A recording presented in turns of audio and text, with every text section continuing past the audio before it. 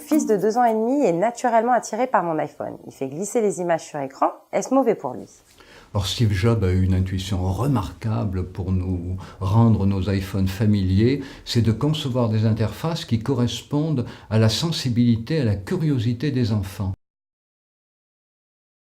C'est-à-dire une relation sensorimotrice au monde. On touche, on frotte, on tripote, voilà. Alors évidemment, comme c'est adapté à la sensibilité de l'enfant, il s'y attache très vite. Si en plus l'enfant voit constamment ses parents rentrer dans sa chambre en frottant leur smartphone, évidemment il a envie de faire pareil.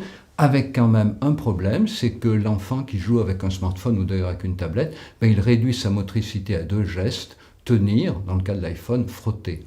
On voit déjà des enfants qui réduisent malheureusement leur complexité manuelle à ce geste-ci, de fermer leurs mains sur le smartphone, et à ce geste-ci, frotter avec l'autre main. Évidemment, c'est très problématique, c'est une vraie amputation de la motricité de l'enfant. Donc le smartphone, oui, pourquoi pas, mais en usage accompagné, avant 3 ans, pour le plaisir de jouer ensemble. Et puis, n'oublions pas que c'est aussi très important de jouer, non pas pour faire travailler l'enfant, mais de jouer vraiment pour le plaisir partagé qu'on a avec lui.